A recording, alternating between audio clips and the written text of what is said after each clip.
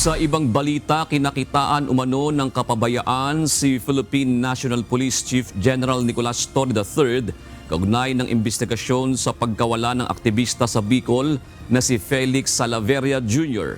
Sa desisyon ng Court of Appeals, sinabi nito na may negligence sa bahagi ni General Torre na nooy hepe ng Criminal Investigation and Detection Group o CIDG at ng ibang opisyal ng PNP.